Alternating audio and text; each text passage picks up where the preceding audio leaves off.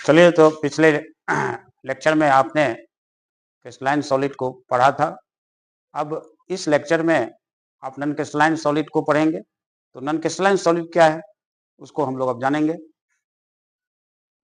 Non crystalline solid,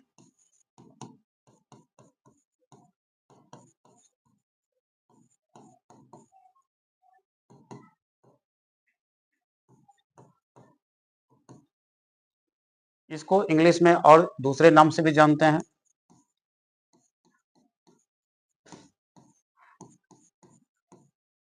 amorphous solid, amorphous solid Hindi में बेरवेदार ठोस।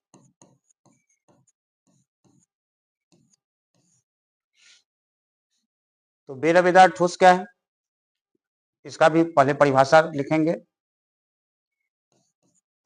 वे solid जिसमें परमाणु या अणु अनियमित रूप से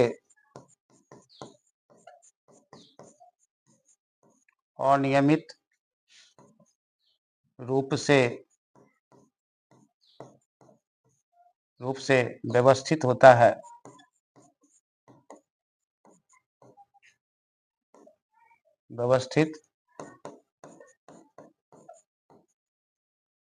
अनियमित रूप से व्यवस्थित होते हैं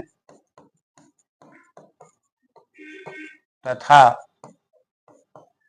उसका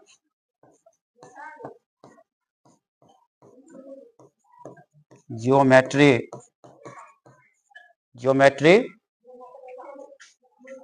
निश्चित नहीं होता है।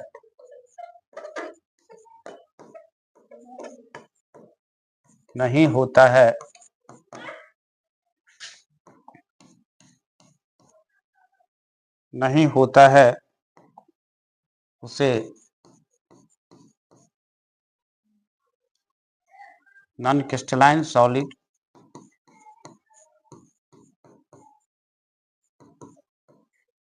क्रिस्टलाइन सॉलिड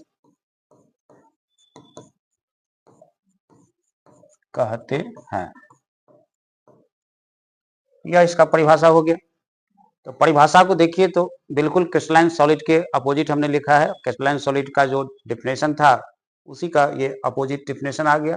अगर आप उसको याद करते हैं तो यह स्वतः याद हो जाएगा, उसी का उल्टा बोल देंगे। तो चलिए, उसमें क्या था देखिए गौर से। उसमें था नियमित, तो यहाँ है अनियमित। उसमें क्या था, ज्योमेट्री निश्चित था, तो यहाँ क्या है, ज्योमेट्री निश्चित नहीं, मतलब यहाँ नेगेटिव है, ज्योमेट्री निश्चित नहीं होता है। तो इसका कुछ एग्जाम्पल आपको देना चाहिए। एग्जाम्पल दीजिए। रबर, प्लास्टिक, कांच,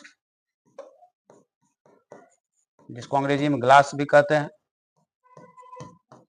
लकड़ी,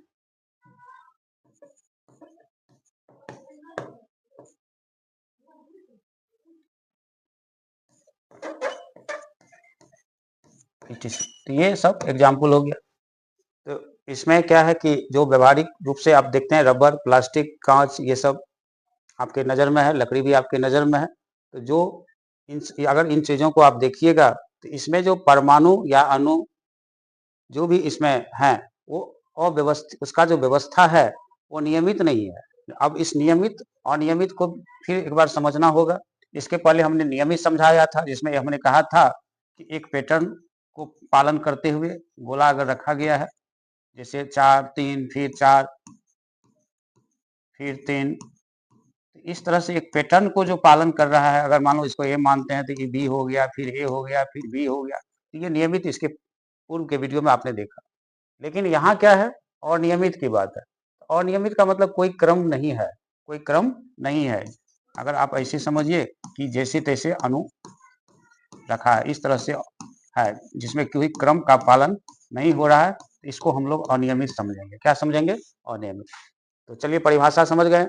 और अगर अनियमित है, एक कैरेक्टर हो गया, और दूसरा कैरेक्टर इसमें है कि ज्योमेट्री निश्चित नहीं होता है, क्योंकि इसका जो रिजिडिटी होता है वो कमजोर होता है, जिसके कारण इसके ज्योमेट्री में भी चेंज हो सकता है। अगर एक्सटर्नल फोर्स आप लगाते हैं, इस पर बाहर से कोई फोर्स आता है, एक्सटर्नल फोर्स आता है, तो इसके ज्योमेट्री में चेंजिंग हो जाता है। आप देखिए प्लास्टिक सबको कैसे फोल्ड फाल्ट करके आप मैंने उसको तोड़ मरोड़ करके किसी न किसी ज्योमेट्री में आप ले लेते हैं। तो इसी तरह से ज्योमेट्री निश्चित नहीं होता है। क्रिस्टलाइन सॉलिड का ज्योमेट्री निश्चित होता है, इसका ज्योमेट्री निश्चित नहीं होता है। चलिए, तो ये एग्जाम्पल हो गया। अब जैसे आपने क्रिस्टलाइन सॉलिड की विशेषता पढ़ा था, उसी तरह से अब नॉन क्रिस्टलाइन सॉलिड की विशेषता पढ़िए। नॉन क्रिस्टलाइन सॉलिड की विशेषताएं,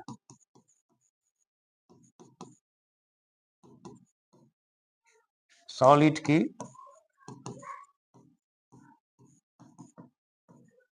विशेषताएं, नॉन क्रिस्टलाइन सॉलिड की विशेषताएं। अब इसके विशेषता में भी हम लोग ध्यान रखेंगे, जैसे जैसे हम लोग क्रिस्टलाइन सॉलिड की विशेषता लिखे थे उसी तरह लिखते हैं तो याद करना आसान हो जाएगा। सबसे ज्यादा एजुकेशन में यही देखा जाता है कि छात्रों को किस तरह से पढ़ाया जाए कि वो आसानी से याद रख सके, इसलिए उस क्रम को भी ध्यान में रखना पड़ता है। जिस क्रम को आपने क्रिस्टलाइन सॉलिड में लिखा था, उसी क्रम को अगर ध्यान रख करके आप नॉन क्रिस्टलाइन सॉलिड को पढ़ेंगे तो इससे क्या होगा, छात्रों को याद करने में आसानी हो जाएगी। चलिए, तो सबसे पहले आप लोग इसके पॉइंट को देखिए, जो आप क्रिस्टलाइन सॉलिड में लिखे थे उसी हिसाब से चलते रहना है। उसमें क्या लिखे थे, इसमें परमाणु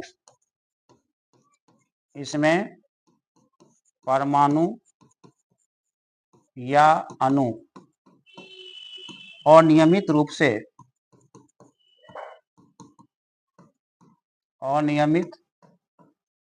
से व्यवस्थित होते हैं।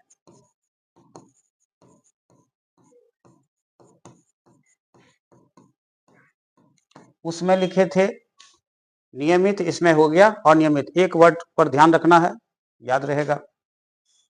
बी नंबर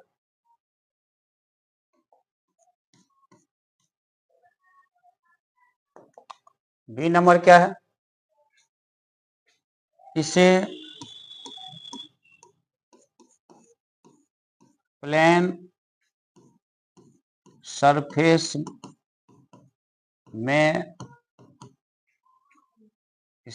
सरफेस में ब्रेक या कट नहीं किया जा सकता है।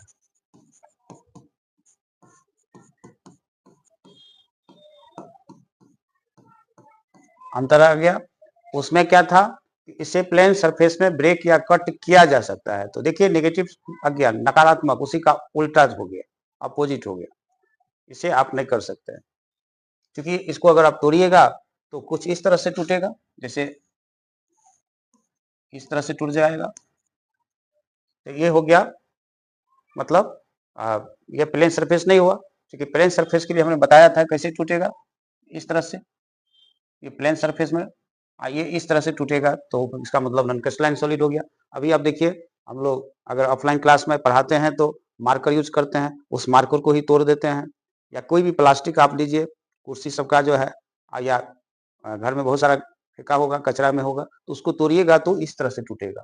तो इसका मतलब है कि वह उसका जो टूटने का जो तरीका है वो प्लेन नहीं है, वो आपको तोड़ने से पता चल जाएगा। सी नंबर, इसे डिफॉर्म किया जा सकता है, इसे डिफॉर्म किया जा सकता है। अगर आप देखिए, डिफॉर्म हमने बताया कि इसको ज्योमेट्री में चेंजिंग कर सकते हैं, क्योंकि इसका जैसे आप एक्सटर्नल फोर्स दीजिएगा तो उसका मूल स्वरूप में जो है होगा, ज्योमेट्री जो होगा उसमें चेंजिंग आ जाएगा, इसलिए इसे आप डिफॉर्म कर सकते हैं। रबर को हो, प्लास्टिक को, आप डिफॉर्म करके देख सकते हैं, किसी न किसी आप शेप में उसको ला सकते हैं। डी नंबर में लिखिएगा, ये आइसोट्रॉपिक होते हैं। ये आइसोट्रॉपिक मतलब समदैशिक।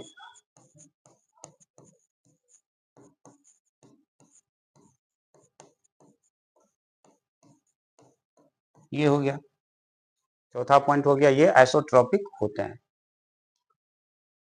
आइसोट्रोपिक अभी हमने जस्ट बताया था क्रिस्टलाइन सॉलिड में, इसके पहले वाले वीडियो में आपने देखा, क्या बताए थे। अब देखिए, ये x हो गया, ये y, ये z, और तीनों एक्सिस में एटम सजा हुआ है। x एक्सिस में भी सजा हुआ है, y में भी सजा हुआ है, z में भी सजा हुआ है। अगर तीनों में क्रम जो है अगर एक समान है, x बराबर y है, y बराबर z है, तो इसको क्या कहेंगे, आइसोट्रोपिक कहते हैं, आइसोट्रोप। तो इसीलिए चूंकि क्रिस्टलाइन सॉलिड में जो होता है, हाँ ये बात जरूर है कि इसमें जो अरेंजमेंट होता है अनियमित होता है, लेकिन सभी एक्सिस में अनियमित होता है। तो ये सभी एक्सिस में अनियमित होते हैं, आइसोट्रोपिक हो गया ये। और ई नंबर में इनके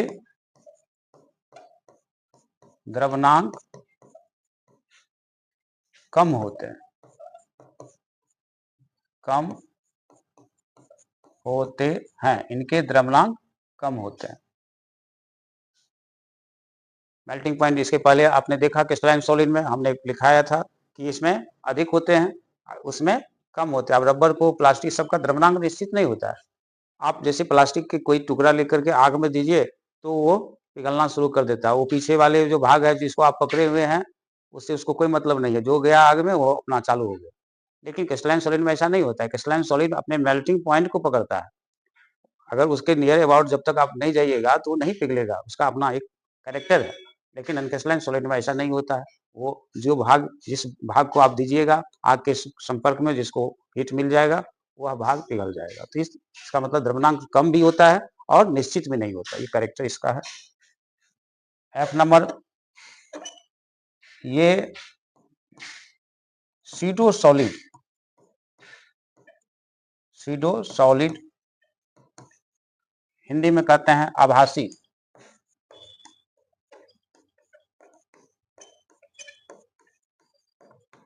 ये सीडो सॉलिड कहलाते हैं।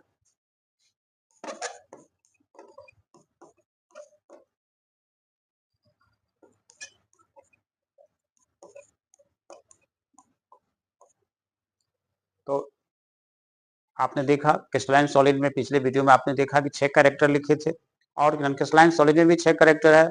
और देखिए तो उसी का ये अपोजिट चल रहा है। तो अगर दोनों में डिफरेंस पूछा जाता है तो आप आसानी से डिफरेंस भी कर सकते हैं। अगर उसको आप याद कर लेते हैं तो इसको याद करने की आवश्यकता ही नहीं रहेगी, क्योंकि उसी का उल्टा कर देना है, उसी का अपोजिट कर देना है, जिससे नॉन क्रिस्टलाइन सॉलिड का कैरेक्टर लिखा जाएगा। चलिए, तो ये आपका हो गया। अब एक बार हम लोग इसके डिफरेंस, क्योंकि इसका डिफरेंस भी पूछा जाता है परीक्षा में, आपको किसी भी एंगल से प्रश्न पूछा जाता है, कभी डिफिनेशन पूछ देगा, कभी डिफरेंस पूछ देगा, तो आपको डिफरेंस भी तैयार करना चाहिए। चलिए, तो डिफरेंस हम लोग देख लेते हैं। Difference between crystalline solid and non crystalline solid.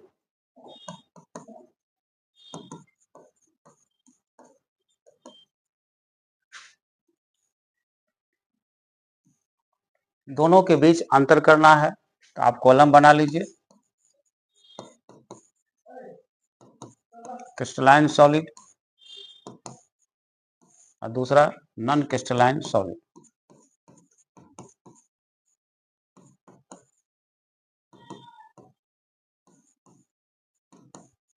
Hindi में क्या है, रवेदार ठोस।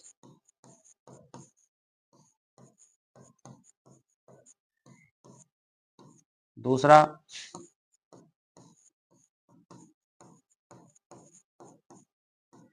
बेरवेदार ठोस।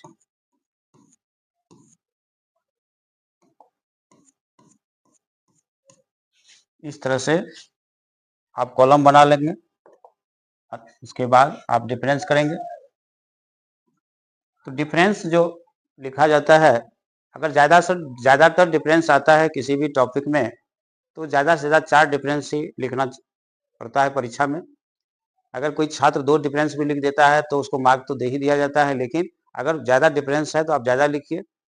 अधिकतम कम से कम दिमाग में रखना है कि जैसे 6 कैरेक्टर आपने पढ़ा तो 4 कैरेक्टर से डिफरेंस करना होगा, 4 कैरेक्टर से आप डिफरेंस कर दीजिए। तो ये 4 कैरेक्टर लेकर के हम लोग डिफरेंस कर दें। चलिए सबसे पहला कैरेक्टर इसमें लिख देंगे, इसमें परमाणु या अणु नियमित होते हैं, इतने ही लिख दीजिए, नियमित होते हैं। ये हो गया, इसमें परमाणु या अणु नियमित होते हैं। इसमें क्या लिखिएगा, इसमें परमाणु या अणु अनियमित होते हैं।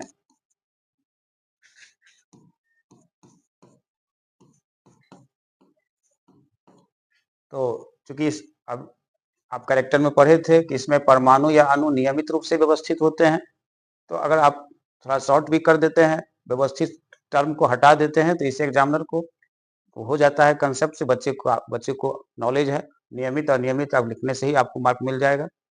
2 नंबर पॉइंट लिखिए,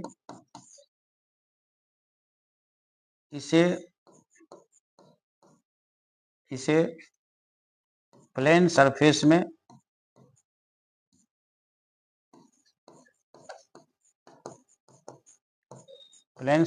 में ब्रेक या कट किया जा सकता है, किया जा सकता है। इसमें लिखिएगा, इसे प्लेन सरफेस में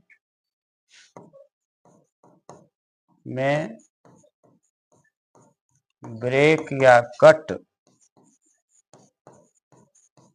नहीं किया जा सकता है। तो दूसरे पॉइंट से आपने डिफरेंस कर दिया। इसमें क्या लिखे, इसे प्लेन सरफेस में ब्रेक या कट किया जा सकता है, और इसे प्लेन सरफेस में ब्रेक या कट नहीं किया जा सकता है। चलिए नोट कर लिए।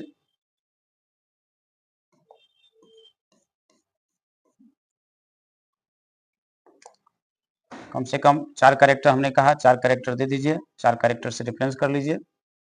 तीसरा कैरेक्टर दे दीजिए जो अभी आप समझे थे, ये एन आइसोट्रॉपिक होते हैं, आइसोट्रॉपिक होते हैं। ये एन आइसोट्रॉपिक होते हैं। और इसमें भी तीसरा कैरेक्टर दे दीजिए, ये आइसोट्रॉपिक होते हैं।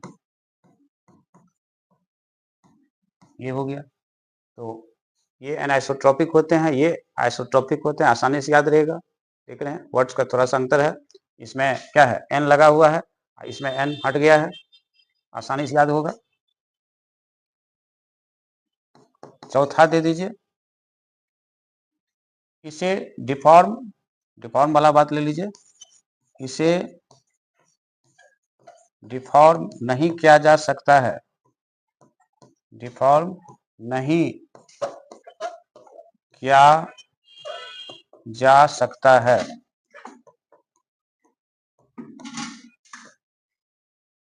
इसमें दे दीजिए, इसे डिफॉर्म किया जा सकता है, किया जा सकता है। तो 4 पॉइंट से डिफरेंस हो गया। तो इसके अलावा भी आप जैसे मेल्टिंग पॉइंट पर भी कैरेक्टर में मेल्टिंग पॉइंट भी बता दिए हैं। अगर देना चाहेंगे तो आप 6 तक भी लिख सकते हैं। जो आपको 6 कैरेक्टर से आपने पढ़ा है दोनों को, तो 6 कैरेक्टर से डिफरेंस कर सकते हैं, लेकिन आवश्यकता नहीं है क्योंकि हमने कह दिया कि अगर ज़्यादा पॉइंट हो तो आप 4 पॉइंट तक ही आप दें। चलिए नेक्स्ट मिलते हैं नेक्स्ट वीडियो में।